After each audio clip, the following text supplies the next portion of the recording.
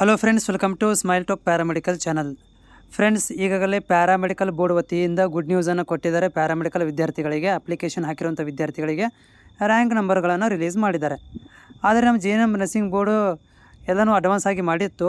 Accepted ನಾನು ಹೇಳಿದಾಗೆ 10ನೇ ತಾರೀಕು ಅಥವಾ 10-11 ನಾನು ಇವತ್ತು ನನಗೆ ರ್ಯಾಂಕ್ ನಂಬರ್ಗಳು JNMಯಿಂದ ಬರುತ್ತೆ ಅಂತ ಸರ್ಪ್ರೈಸ್ ಎಕ್ಸೆಪ್ಟೆಡ್ ಮಾಡಿದ್ದೆ ನಾನು. ಬಟ್ JNMದವರು ಯಾಕೋ ಹಿಂದುಳ್ಕೊಂಡ್ಬಿಟ್ರು ರೇಸಲ್ಲಿ. ಪ್ಯಾರಾಮೆಡಿಕಲ್ ಮುಂದೆ ಹೋಗಿಬಿಡ್ತು. ಬಟ್ ನೋ ಪ್ರಾಬ್ಲಮ್, ಎನಿಹೌ ನಾಳೆಗೆ ವರ್ಕಿಂಗ್ ಡೇ ಇದೆ. ನಾಳೆಗೆ ಈವ್ನಿಂಗ್ ತನಕನೂ ಏನಾದರೂ ಒಂದು ಗುಡ್ ನ್ಯೂಸ್ ಕೊಡ್ತಾರೆ ಅನ್ನೋದು ಕಾದು ನೋಡಬೇಕು.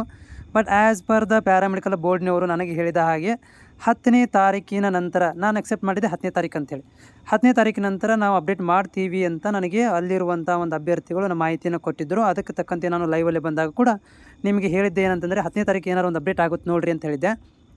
ಬಟ್ ಇಲ್ಲ, ಏನೋ ಅವ್ರವ್ರ ಇಷ್ಟ ಅದು. ಯಾಕಂದರೆ ಅವ್ರ ಬೋರ್ಡು, ಅವ್ರ ಲೆಕ್ಕಪತ್ರ ಅವರೆಲ್ಲ ಮಾಡ್ಕೋಬೇಕು. ಅವ್ರು ಹೆಂಗೆ ಮಾಡ್ತಾರೆ ಹಂಗೆ ನಾವು ಕೇಳಬೇಕಾಗತ್ತೆ.